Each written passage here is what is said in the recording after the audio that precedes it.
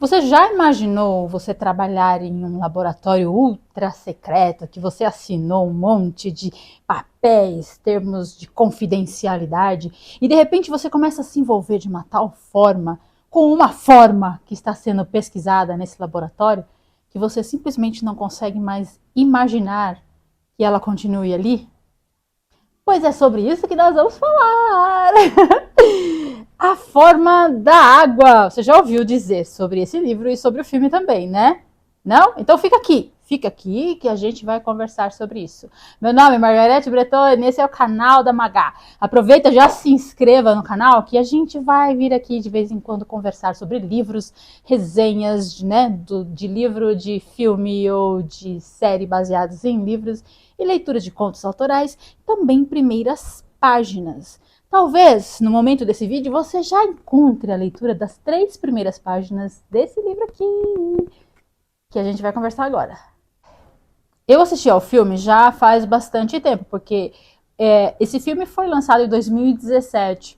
Ganhou Oscars, ganhou outras premiações em festivais. Então teve um grande burburinho aí sobre ele. Eu gostei bastante da história. Ela é meio que uma fantasia mais sombria e eu achei muitíssimo interessante. E aí, dia desses eu recebi um e-mail da Amazon, talvez, em algum lugar, e eu vi lá o livro A Forma da Água. E eu pensei, poxa, eu gosto muito de ler livros e depois assistir os filmes e as séries e tudo mais que são adaptações. Vamos fazer o caminho contrário, né? Mesmo porque o livro sempre é muito rico, né? Então vamos perceber essa diferença. E aí eu li o livro. E como já fazia um bom tempo, né, 2017, provavelmente eu assisti em 2018 esse filme. Então já dá aí 5 anos, né? Eu tinha na minha cabeça, e preocupação também, porque às vezes você assiste um filme pela primeira vez, você acha que é tudo lindo, maravilhoso. Quando você vai assistir de novo, você vai revisitar, nem sempre é a mesma sensação, nem sempre te causa a mesma sensação.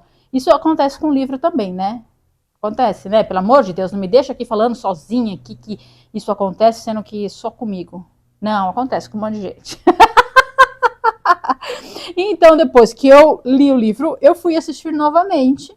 Continuo com a mesma ideia, com a mesma sensação que eu tive, a mesma impressão. Eu gosto bastante desse filme, dessa história. Eu acho que principalmente que é porque trata de pessoas que são meio que excluídas da sociedade, e não apenas pessoas, como também o ser ali, que é o Deus Branca, que também ali ele está sendo pesquisado, não importa como, né? E a garota ali consegue uma aproximação, né? Consegue ali mudar a situação daquele ser, né? Então vamos lá. Essa história conta a história da Elisa. A Elisa é muda, ela tem cicatrizes no pescoço e a Elisa é órfã. Ela cresceu em um orfanato até os 18 anos e depois disso ela teve que sair e se virar sozinha. Ela vive em um apartamento em cima de um cinema. Esse é um cinema bastante decadente, então é um cinema que está passando filmes 24 horas por dia para tentar se manter ali. E então mostra muito isso, que ela vê a luminosidade do filme, ela ouve o barulho do filme quando ela acorda e tudo mais. Vemos porque o negócio é 24 horas por dia, não vai ter momento em que não haverá filme passando, né? E a Elisa, ela trabalha como uma faxineira em um laboratório ultra, mega, super, hiper secreto do exército na cidade de Baltimore. E, bem, no livro o livro começa um pouco antes dessa situação e mostra o Strickland, que ele é um militar, e ele se embrenha na Amazônia atrás de uma lenda, porque existem informações ali que o exército conseguiu coletar de que existe um deus branco, e eles querem estudar ali esse deus, saber o que acontece. Ele é um ser vivo mesmo? Ele vive na água, fora da água, como ele é, da onde vêm os poderes dele e tal. E aí o Strickland consegue capturar esse ser mítico que as populações, os indígenas consideram como um deus, mas foi muito difícil para ele conseguir capturar. Ele levou 1 ano e meio para conseguir capturar o deus Branquia e levar para esse laboratório. Então, no livro se passa essa parte, né, de quando ele está lá na Amazônia. Não mostra em bastante detalhes a forma com que o deus foi capturado. É só, assim, dar uma breve ideia, sabe, de como foi, como Deus foi capturado, né? Mas no filme não, no filme já começa mostrando a vida da Elisa, a Elisa morando em cima do cinema, a Elisa sendo vizinha do Gilles. Gilles ele é um artista, ele trabalha com publicidade, ele desenha na década de 60, né? Então as peças publicitárias eram desenhos, né? Então, sei lá, uma foto não, uma imagem de uma propaganda de margarina. Então ele desenhava lá o casal, a família feliz, sorridente, com um pote de margarina na frente. Então eles são vizinhos e é com ele que ela tem bastante proximidade e também com a Zelda, que é uma colega de trabalho. Elas trabalham no turno da noite, então elas trabalham no momento em que o laboratório já está mais vazio, em que tem menos pessoas, são só elas e alguns cientistas remanescentes que acabam ficando até a madrugada, porque tem alguma coisa muito importante, eles ficam por lá, né? Então, a Zelda acaba sendo a voz da Elisa, porque a Elisa só conversa por linguagem de sinais e a Zelda fez questão de aprender. Tanto ela quanto o Gilles também, os dois fizeram questão de aprender a linguagem de sinais. Elas se conhecem há mais de 10 anos, há 14 para ser mais exato, e ela foi a única que se interessou ali em realmente se comunicar com a Elisa, né? Então elas trabalham juntas, elas estão ali sempre juntas, e quando tem que falar alguma coisa, a Zelda acaba sendo a intérprete da Elisa. Então elas criam ali esse vínculo. Eu não trouxe meu óculos para cá, né? Eu vou ter que parar um pouquinho o vídeo daqui a pouco para pegar meus óculos para poder ler um trechinho aqui. E a Elisa, ela é muito pobre, ela é muito simples, ela não tem ninguém na vida, tal. E ela tem que vestir o uniforme lá da faxineira do laboratório, e ela acaba focando a atenção dela para os sapatos. Então, cada vez ela tá com um sapato mais bonito que o outro, assim, porque não importa se ele é desconfortável ou não, que ela vai estar fazendo limpeza com ele ou não. É a rebeldia dela, é o ato dela de se mostrar ali viva, sabe, do contato dela com o mundo, os sapatos. Então, cada vez é um sapato diferente. No livro mostra o momento em que esse ser chega no laboratório. A única pessoa que vê, assim, fora os cientistas, fora as pessoas que estão trabalhando ali naquele laboratório, a única pessoa que vê algo ali é a Elisa. Ela percebe uma mão com aquela, como é que chama isso, gente? Uma pele de ligação, assim, e tal. E ela percebe. A Zelda não. No livro não, desculpa. No filme já é diferente. No filme as duas percebem que tem alguma coisa, porque ele tá gritando, ele tá preso em um tubo cheio de água, tal, ele tá querendo sair dali, querendo se libertar, né? E aí as duas vêm, e a Zelda fala: nossa, que é isso? Que criatura é essa? O que eles estão aprontando dessa vez? E no livro não, no livro acaba tendo aquele mistério maior que só a Elisa percebe do que se trata. E movida pela curiosidade, a Elisa acaba voltando para o laboratório para verificar ali o que tem ali, o que é que está ali e tal. E ela é bastante ousada, porque ela chega perto e ela leva de lanche para o emprego, para o trabalho dela, ela leva ovos, então ela oferece um ovo para ele. Aí ele só sai assim, né, a cabecinha um pouquinho.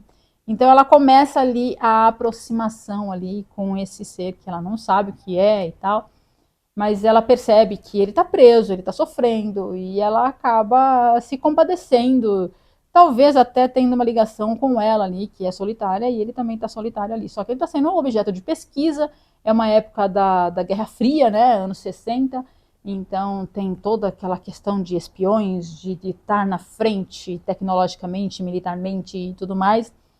E ela acaba, movida pela curiosidade, começando a entrar ali nesse laboratório. Escondida, lógico, porque apesar de ser faxineira e ter acesso a todos os locais, ela só podia em momentos específicos, né? Quando estivesse tudo liberado. Assim. Pelo menos no livro deixa muito isso assim.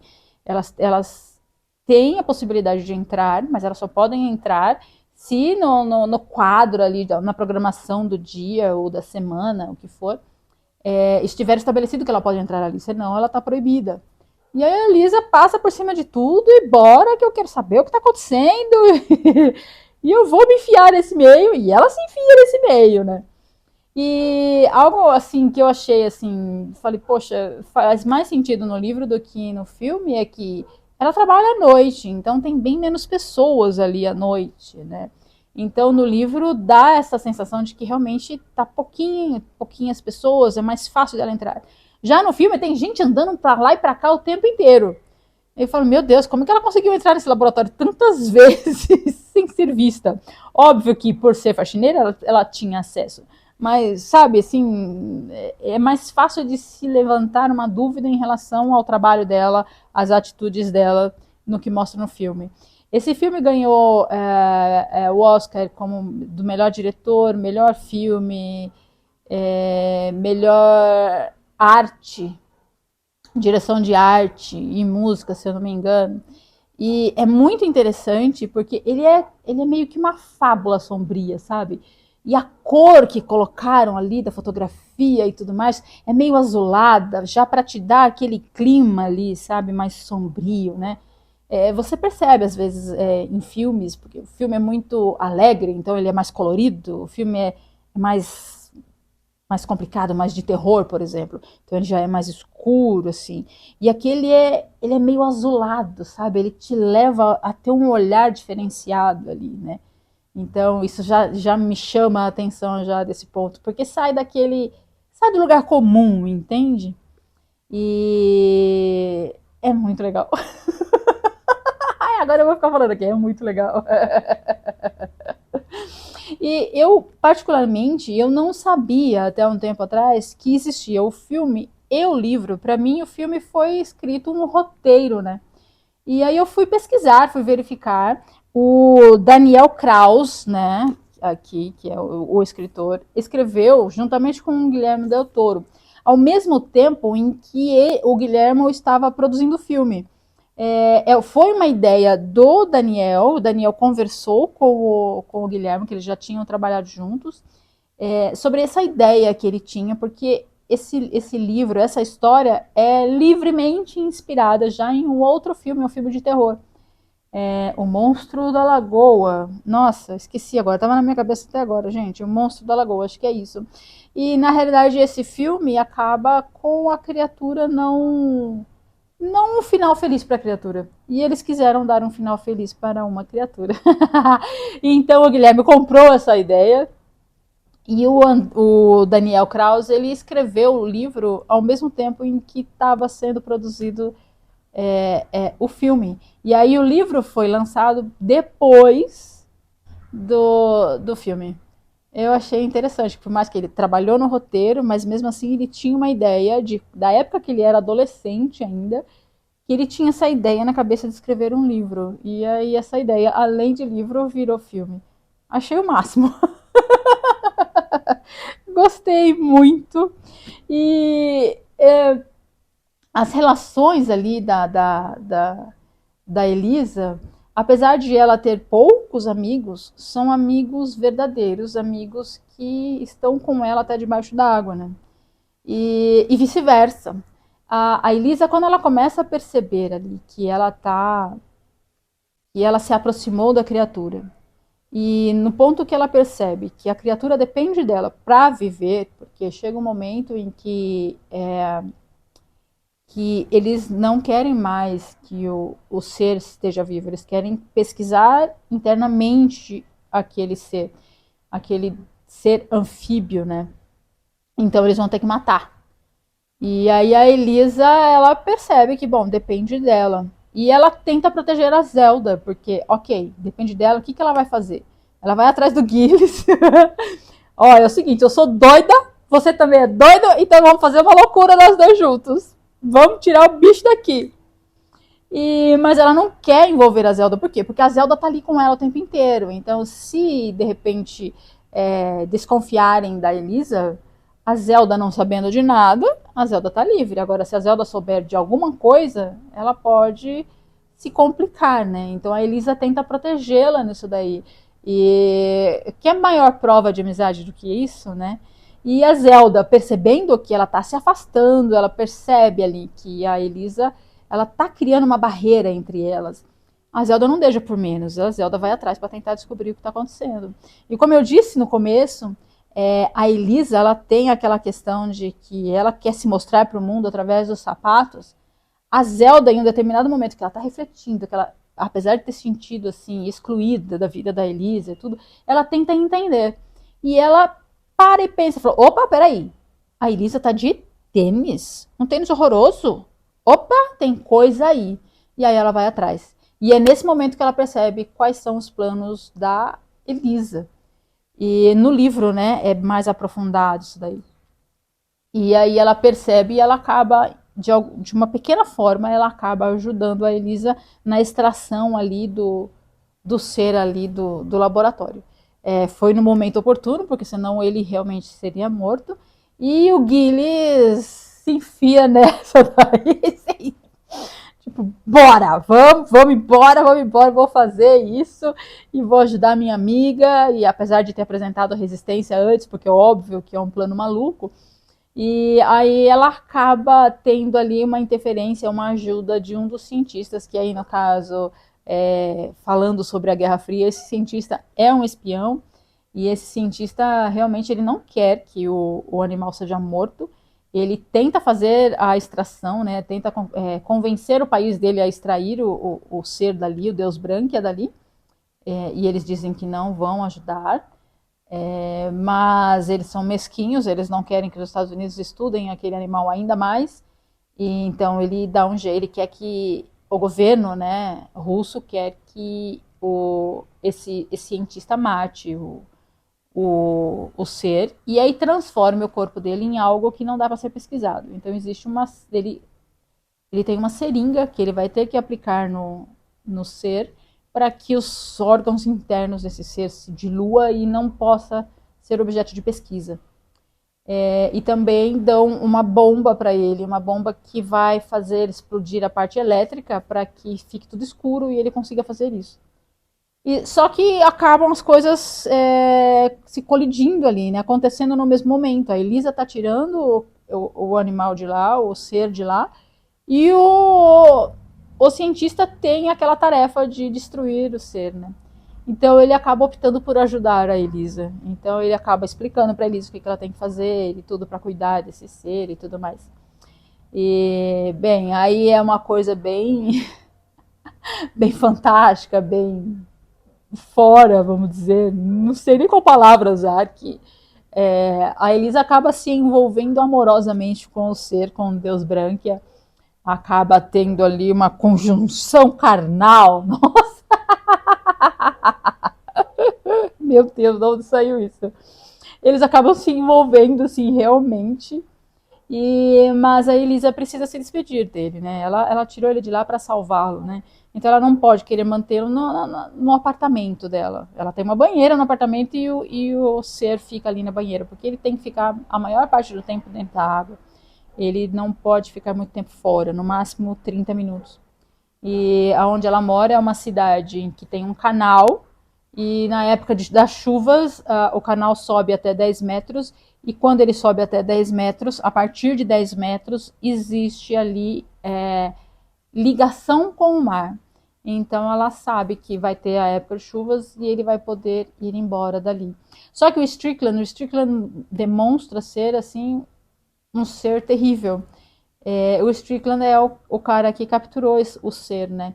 E ele é militar, ele tem assim problemas, traumas anteriores da Guerra da Coreia. Então é bem interessante no livro porque mostra bem isso, sabe? Assim, que o Strickland é um ser em eterno conflito com esses traumas e tudo mais. E ele acaba entrando meio que numa competição com o ser, sabe? Ele acha que ele tem que mandar no ser, o ser não é melhor do que o ser humano é melhor. E ele é um ser humano terrível. E ele não vai deixar barato, né? Mesmo porque a Elisa roubou um recurso, eles chamam de recurso isso, o Senna roubou um recurso. Até ele descobrir que foi a Elisa, demora realmente, porque ele imagina que houve todo um complô, todo, né? Agentes infiltrados, agentes treinados ali para poder roubar o ser de lá. E na verdade foi uma ajudante, uma auxiliar de limpeza ali, uma servente que roubou e tal. Ele acaba realmente descobrindo, mas ele chega assim em um último momento e para tentar ali acabar com tudo aquilo e matar o ser, porque é tipo, ou ele ou eu, né? Eu vou acabar com ele e pronto, acabou, assim. E aí a Elisa se joga na frente quando ele tá atirando no ser e a Elisa leva um tiro. O ser acaba indo para a água com a Elisa e aí revela, né? Tem aquela revelação de que, bem, a Elisa é muda, a Elisa tem ali aquelas marcas no pescoço, mas aquilo não é à toa, sabe?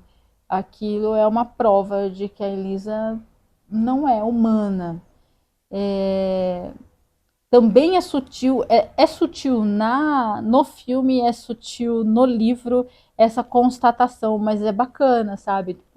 A Elisa, ela se sente deslocada, ela foi criada no orfanato, ela sofreu nesse orfanato, a supervisora do orfanato fazia questão além de tratá-la mal, assim como as outras crianças, tratá-la ainda mais mal por ela ser diferente, por ela ter a cicatriz, por ela ser muda.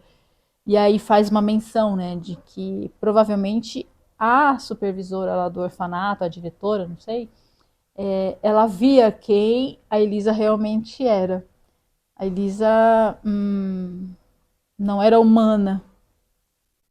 Pelo menos é isso que que eu chego aqui. Talvez a Elisa era híbrida, porque ela era uma mulher que não fala, ela não era um ser anfíbio, porque né, é descrito todo um ser aqui, existe aqui a. Depois eu vou ver se eu consigo pegar na internet, eu coloco aqui a imagem do ser, ele tem escamas, ele tem garras, ele é diferente. Então eu diria que ela é ali uma mistura entre ser humano e esse deus aí, esse deus Branquia. Então eles vivem felizes para sempre. Ah, eu gostei, sabe, assim, porque mostra assim os excluídos, eles se amam. Não estou falando só do ser e da Elisa, eu estou falando deles todos ali. Eles se protegem, eles se ajudam, né? E eles vencem no final. Ah, gente, pelo amor de Deus, tem que vencer no final, né? Tudo bem que eu sei que tem coisas que não vencem, mas é legal, vai, né? Então isso me atrai, assim, esse tipo de história me atrai. Não tem jeito. Então eu quero ler aqui três trechinhos, mas eu vou pegar meus óculos primeiro, que eu vou ler três trechinhos. Esse trecho é falando sobre os sapatos, né? Fazendo a alusão sobre os sapatos e tem uma questão ali meio metafórica. Peraí, vamos lá. Cada sapato é pendurado em um preguinho que a mulher, como inquilina, não tinha o direito de pregar. O tempo está contra ela, mas Elisa se permite perder mais um pouco dele, pegando com todo cuidado sua escolha do dia: escarpãs de salto baixo, decorados com margaridas e com uma flor de couro na frente. Ela trata essa decisão como se fosse de máxima importância, e é. As margaridas serão seu único ato de rebeldia daquela noite e de todas as noites. Pés são o que conectam as pessoas ao chão, e quando se é pobre, nenhum pedaço desse chão lhe pertence. Amei essa frase, gente. Amei essa frase. Agora vamos a outra. Aqui é o Gilles. O Gilles está conversando com a criatura, né? Porque quando ela captura, eles vão lá pro apartamento e o Gilles, de uma certa forma, cuida deles, né? É uma tolice, mas também me sinto como se eu tivesse sido arrancada de meu lugar, ou de minha época. Talvez eu tenha nascido cedo demais. As coisas que sentia quando menino, eu era muito novo para entender, deslocado demais no tempo e no espaço para fazer qualquer coisa em relação a isso. Agora que entendo, bom, estou velho. Olhe só para essa coisa, este corpo no qual estou preso. Meu tempo está acabando, embora pareça que nunca foi meu tempo. Não de verdade. Entretanto, eu não posso ser o único, posso? Claro que não, não sou tão especial. Anomalias como eu existem por todo o mundo. Em que momento uma anomalia deixa de ser algo que foge à regra e começa a ser apenas a maneira como as coisas são? E se você e eu não formos os últimos de nossa espécie, mas os primeiros, as primeiras de criaturas melhores em um mundo melhor, podemos ter esperança, não? Esperança de que não pertençamos ao passado, mas ao futuro? O Gilles, ele é homossexual e ele é idoso já. Então mostra um trecho aqui que ele entende mal a situação e ele tenta ali se aproximar de um rapaz. E o rapaz, na hora que ele percebe, ele já parte para cima com agressividade e tudo mais. Então, esse aqui é uma constatação, um desabafo, mostrando um pouquinho da vida dele e o que ele acha e tudo mais. E por último, Elisa estende a mão para ele, para o ser, para si mesma. Não há diferença. Agora entende. Ela o abraça, ele a abraça, os dois se abraçam. E tudo é escuridão, tudo é luz, tudo é feio, tudo é lindo, tudo é dor, tudo é pesar, tudo é nunca, tudo é eterno. E aqui um trecho da diferença da Elisa, que talvez ela tenha entendido finalmente porque ela foi tão maltratada quando criança. Algo dentro dela começa a crescer. Essas são as partes, percebe? Que faziam com que a supervisora, talvez a única pessoa que conhecia a verdade, chamasse-a de monstro. Elisa não sente ódio pela mulher. Percebe que, lá no fundo, o ódio não tem propósito. Lá no fundo, você abraça seus inimigos até que eles se tornem amigos. Lá no fundo, você não procura ser apenas um, mas todos os seres ao mesmo tempo. É isso, gente. Vou parar por aqui porque eu acho que esse vídeo já ficou longo. Eu recomendo que você, pelo menos, assista ao filme. É um filme muito legal, é muito bacana, porque, como eu disse, ele simplesmente foge do mais do mesmo, sabe? É Guilherme Del Toro, né? Então a gente já não precisa dizer muito, tá bom? Se você chegou até aqui, você aproveita e clica aqui embaixo em algum lugar, se inscreva no meu canal, deixa o seu joinha aqui pro meu vídeo, tá bom? Então tá, gente, beijo e até o próximo vídeo. Tchau!